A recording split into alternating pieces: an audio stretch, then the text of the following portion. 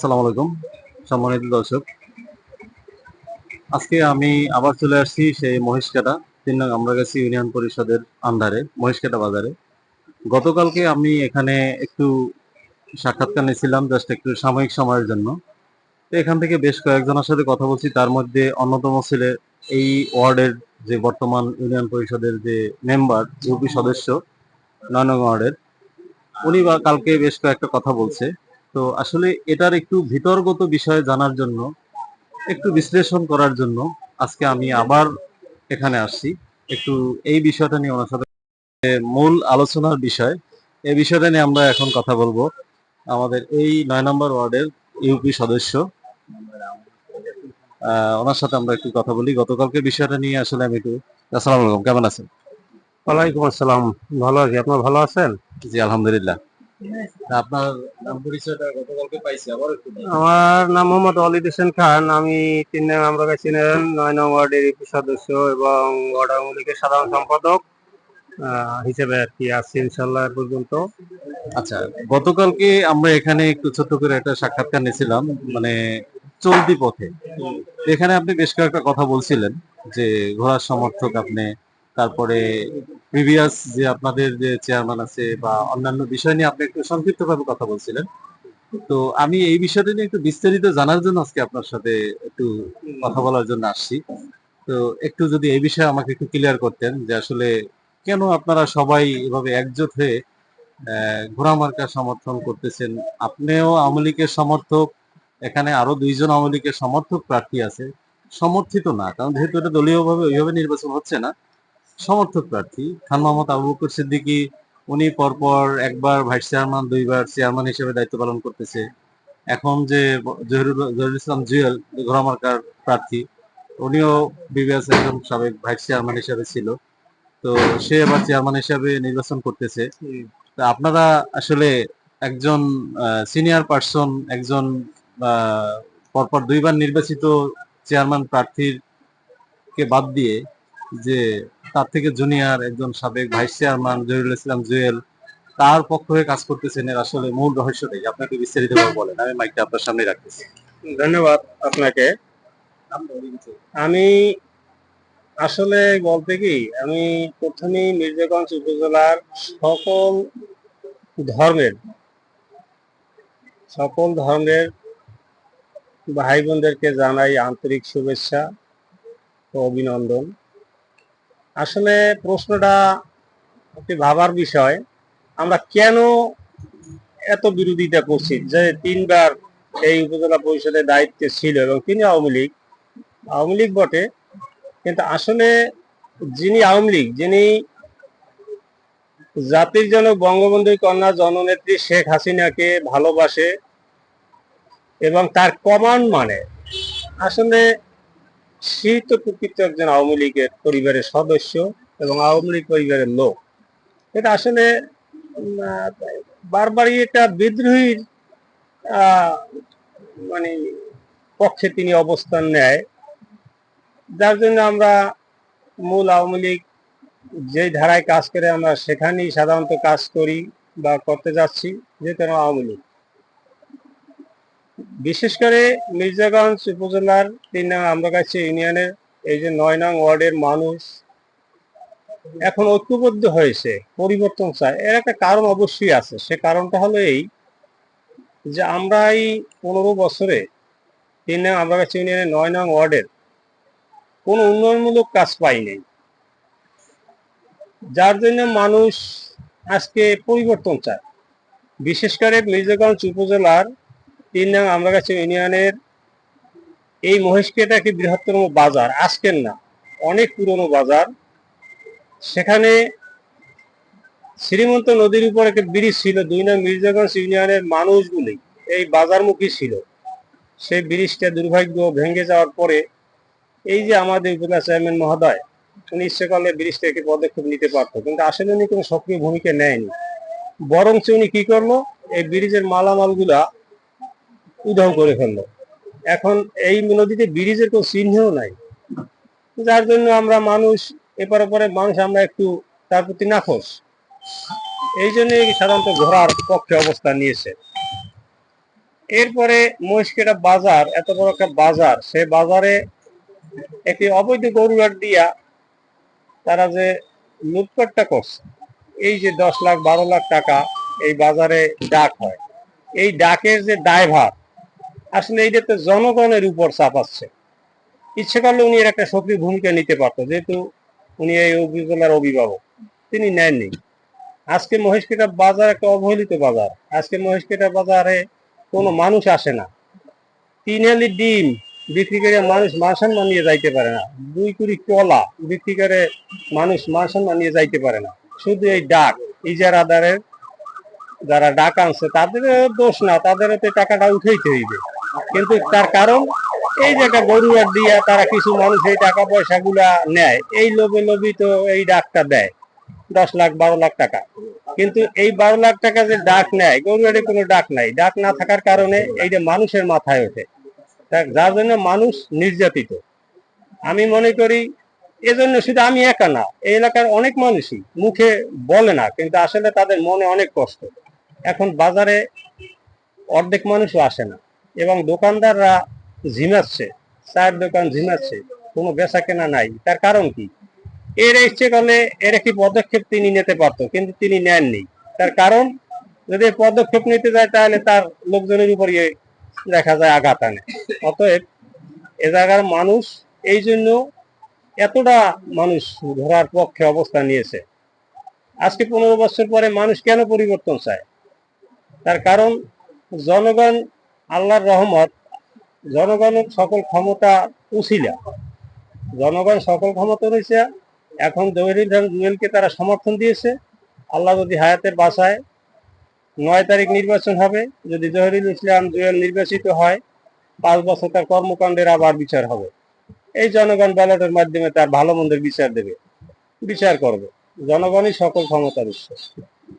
যাই হোক, আরো অনেক কাজ আছে, যেমন আমার ওয়ার্ডে বিভিন্ন জায়গায় এই ব্রিজ ছিল, ব্রিজগুলো ভাঙ্গিয়া উনি উপজেলা পরিষদে নিয়েছেন, কিন্তু আমরা অনেক অনুনয় বিনয় করা সত্ত্বেও আমরা রাখতে পারি নাই। আমি একবার আমার বাড়িতেও গিয়েছিলাম, একটা ব্রিজ ভাঙছে দেওয়ার জন্য। উনি ইচ্ছে করলে যদি বলতো উনি দিতে পারতো, কিন্তু দুর্ভাগ্য উনি কোনো কর্ণপাত করেন নাই, যার জন্য আমরা তার বিপক্ষে অবস্থান নিতে বাধ্য হয়েছি। তার কারণ আমরা তো জনগণের জন্য কাজ করতে চাই, আমরা ব্যক্তি স্বার্থে না, আমরা বাড়ির দরজায় না। কিন্তু ব্যক্তি স্বার্থে না, জনগণের স্বার্থে উনি আমাদেরকে এ মূল্যায়ন করেনি। মাত্র কয়েকজন মানুষ একটা কাজে গেলেই তাদের পরামর্শ ছাড়া সে কোনো কাজ এলাকায় করেন নাই, যার জন্য আমরা তার বিপক্ষে অবস্থান নিতে বাধ্য হয়েছি। আচ্ছা, এখন আমার একটা প্রশ্ন হচ্ছে, আপনারা অনেক কথা বললেন, অনেক অভিযোগ করলেন। আমি আপনার এই ভিডিওর মাধ্যমে আমি সম্মানিত বর্তমান উপজেলা চেয়ারম্যান খান মোহাম্মদ আবু বকর সিদ্দিকীর এখানে দোষ ত্রুটি মানুষের, আসলে আমাদের গণতন্ত্রের কিন্তু প্রথম একটা কথা হচ্ছে বিরোধী দল থাকবে। বিরোধী দলের প্রথম ভূমিকা হচ্ছে সরকারের সমালোচনা করা। এখন সরকারের সমালোচনাটা কিন্তু নেগেটিভলি আমরা দেখতে পাবো না। সরকারের, আমি যদি কারো সমালোচনা করি, আমি তার খারাপ চাইতেছি না, তার ভালো চাইতেছি, যে ভাই তোমার এখানে ভুলটা আছে, ভুলটা তুমি শুধরাই নাও। এটা কিন্তু গণতন্ত্রের একটা মূল কথা। ঠিক আছে, আমি পলিটিক্যাল সায়েন্সে পড়াশোনা করছি, গণতন্ত্রের এটা হচ্ছে একটা বিষয়। তো আমিও আপনার কথার মাধ্যমে প্লাস আমার এই ভিডিওর মাধ্যমে খান মোহাম্মদ আবু বকর সিদ্দিকী ওনার দৃষ্টি আকর্ষণ করতেছি। উনি যদি আমার এই ভিডিওটা দেখেন বা ওনার কোনো সমর্থক দেখে, দয়া করে আপনারা এটাকে নেগেটিভলি নেবেন না। আমি আবারও বলতেছি, নেগেটিভলি নেবেন না। কারণ এখানে আল্লাহ যদি তাকে কবুল করে, সে যদি ভবিষ্যতে আবার নির্বাচিত হয়, সে যেন এই ভুলটাকে তৃতীয়বার রিপিট না করে, সেজন্য এই ভুলটাকে সংশোধন করে। তো বলতে আমার প্রশ্ন হচ্ছে, আপনারা তো সমর্থন করতেছেন জহিরুল ইসলাম জুয়েল, ঘোড়া মার্কা, মানে ঘোড়া মার্কা প্রার্থী তাকে, তাকে বেছে নেওয়ার কারণটা কি? তাকে বেছে নেওয়ার কারণ আছে। তার কারণ আমরা যা দেখছি যে তার ভিতরে কাজকর্মের একটা আগ্রহ আছে, এবং তিনি ছেলে হিসেবেও ভালো, এবং তার প্রথম শুরু, এবং সে একজন সৎ ব্যক্তি। এই হিসেবেই আমরা তাকে বেছে নিয়েছি, এবং তার বিভিন্ন সেক্টরে মনে করেন কাজ করার একটা অভিজ্ঞতা আছে। উনি স্বার্থপর নয়, এটাই বাস্তব। উনি তো সাবেক একজন ভাইস চেয়ারম্যান। সাবেক একজন ভাইস চেয়ারম্যান, ভাইস চেয়ারম্যান হিসাবে আপনাদের কতটুকু আপনাদের জন্য করতে পারে? ভাইস চেয়ারম্যান হিসেবে উনি করতে পারে না, কারণ আমরা ইউনিয়ন পরিষদে যখন আছি, ইউনিয়ন পরিষদ একটা পরিবার। আমরা যে একটা ফ্যামিলি পারিবারিক ভাবে যেভাবে থাকি, তার চেয়েও একটা কঠিন হইলে একটা ইউনিয়ন পরিষদের পরিবার। সেই পারিবারিক যে একটা মানে যার সাথে সম্পর্ক, এই সম্পর্কটাই তাদের ভিতরে আমার মনে হয় ছিল না। না থাকার কারণেই উনি কোনো কাজ পাই নাই। উনি উনি কেন মহিলা ভাইস চেয়ারম্যান? মহিলা ভাইস চেয়ারম্যান অনেক অভিযোগই অনেক সময় আফসোস করতো যে মূল্যায়নই তো করতো না, এটা সে কাজ করবে কিভাবে।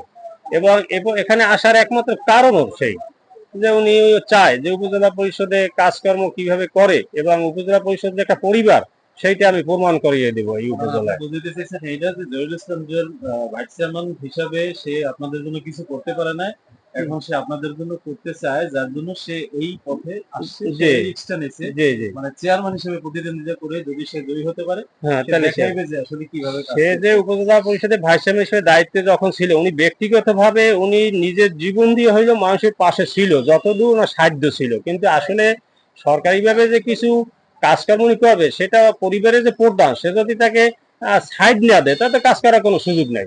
যেহেতু আমি একটা পরিবারের প্রধান, আমি যদি আমার ছেলেকে সাইড না দিই, আমি আমার ভাইকে যদি প্রাধান্য না দিই, তাতে কাজ করার কোনো সুযোগ নাই। যেহেতু যা কিছুই তো আমার মাধ্যমই হইবে, যার জন্য এই সম্পর্কে এই সাইডটাকে দেয় নাই।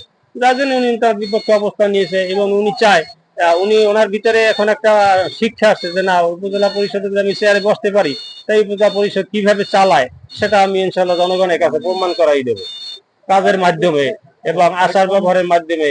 এবং ব্যক্তি লোভী না, স্বার্থ লোভী না, উনি ব্যক্তি ব্যক্তি কেন্দ্রিক রাজনীতি করবে না, এটা আমার বিশ্বাস। এখন আমি আপনার কাছে আরেকটা কথা বলতে চাই, যেটা আসলে আমরা যেহেতু সাংবাদিক, আমরা বিভিন্ন জায়গায় বলি ফিরি, বিভিন্ন জায়গায় শুনি, জহিরুল ইসলাম জুয়েল একটা ইয়ং ছেলে, তার সাথে যে পোলাপান যারা সবকিছু, বিশেষ করে তার কর্মী যারা আছে, তার মধ্যে ম্যাক্সিমামই ইয়ং জেনারেশন। জি জি জি। তো এরকমও মানুষ কথাবার্তা বলে, জহিরুল ইসলাম জুয়েল যদি চেয়ারম্যান হয়, তাহলে উপজেলা পরিষদে ইয়ং পোলাপানের একটা প্রাধান্য থাকবে। তারা সবসময় মুরব্বীদেরকে কতটুকু সম্মান দিবে, কতটুকু শ্রদ্ধা দিবে, তাদের কতটুকু মূল্যায়ন করবে, এরকম একটা আশঙ্কাও কিন্তু অনেকের ভিতরে আছে। এই বিষয়ে আপনি যদি একটু কিছু বলতেন। আমি ওই যে বললাম যে নেগেটিভ পজিটিভ, আমি নেগেটিভকে তুলে ধরতেছি এই জন্য যে এই জিনিসটা যেন রিপিট না হয়। যদি আল্লাহর রহমতে জহিরুল ইসলাম জুয়েল নির্বাচিত হয়, যে আমি যে দু একজন মানুষের কথার একটা প্রেক্ষিত সেটা আপনার সাথে তুলে ধরলাম, যে আমার ভিডিওটা হয়তো আপনার সমর্থক সেও দেখবে বা তার সমর্থনকারী সেও দেখবে। এখানে আপনার একটা ভালো প্রশ্ন করছেন। এই এই প্রশ্নটা বিভিন্ন জায়গায় ছড়াইয়া জুয়েলের ফিল্ড নষ্ট করতে চায়। তবে আমি একটা জিনিস জানি, যে কোনো মানুষ যদি ক্ষমতায় আসে, চেহারে বসে, তার চেহারে অস্তিত্ব এবং ব্যক্তিত্ব এটা ধরতেই হইবে। আমরা যদিও একই ক্লাসে পড়াশোনা করি, কিন্তু আমি যখন একটা চেয়ারে বসি, তখন এই যে কথাগুলো বলে যে সে আসলে পোলাপান এই করবেন না, আমার বিশ্বাস তা না। সে যদি ক্ষমতায় আসে, সে এই পোলাপান কন্ট্রোল করার মতো সে ক্ষমতা তার আছে এবং রাখবে, তার ভবিষ্যৎ অস্তিত্ব রক্ষা করার জন্য, এটা আমার বিশ্বাস। আর যদি সে ব্যর্থ হয়, তো এটা তো 5 বছরের জন্য। আমরা তো 15 বছর একজনের ক্ষমতা শাসন আমল দেখছি, 15 বছর 5 বছরের জন্য আমরা।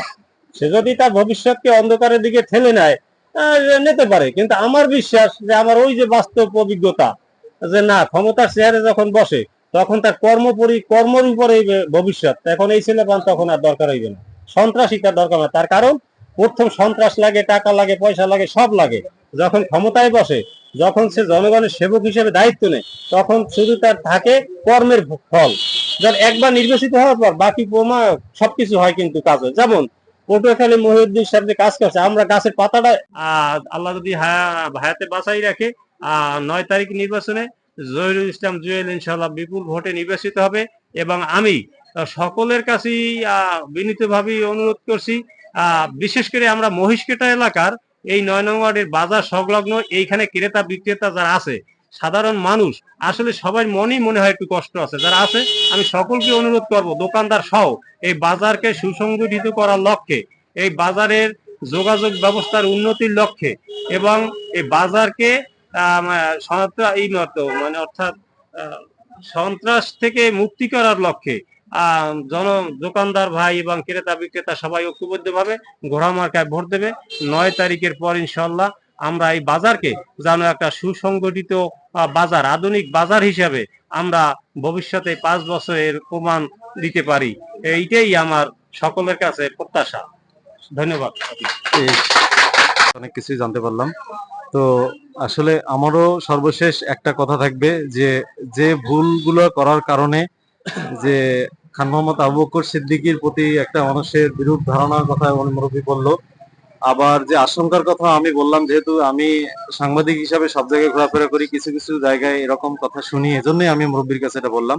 তো মুরব্বীরা সুন্দরভাবে একটা জবাব দিয়ে দিল। তা আমার সকল প্রার্থীর প্রতি একটা রিকোয়েস্ট থাকবে, অনুরোধ থাকবে, যেই আপনারা বিজয়ী হন, আপনাদের যে ভুল যে ভ্রান্তিগুলো এখন আপনারা নির্বাচনের মাঠে শুনতেছেন, আশা করি আপনারা ভবিষ্যতে ইনশাল্লাহ এই ভুল ভ্রান্তিগুলো শুধরে ভালোভাবে কাজ করবেন ইনশাল্লাহ। তা আমরা আসলে নিরপেক্ষভাবে সব জায়গায় এক একটা প্রতিবেদন করি, আজকেও নিরপেক্ষভাবেই করি, যদিও এখানে একটা জায়গায় আমি মুরব্বীর সাথে কথা বলতেছি, কারণ গতকালকে তার কিছু কথার প্রেক্ষিতে আমি আজকে ওনার সাথে দেখা করছি, যোগাযোগ করছি, যে আসলে আপনার ওই কথার বিশ্লেষণটা একটু আমি জানতে চাই, কেন আপনি এভাবে একদম জহিরুল ইসলাম জুয়েলকে উঠাই দিলে, একটু জানতে চাচ্ছি, আর কিছুই না। ঠিক আছে, আপনারা সবাই ভালো থাকবেন। পরবর্তী যে কোনো জায়গায়, যে কোনো স্থানে, নতুন মানুষের সাথে, নতুন জায়গায় আপনাদের সাথে আবার দেখা হবে, সেই প্রত্যাশায় আজকের মতো বিদায় নিচ্ছি। আসসালামু আলাইকুম।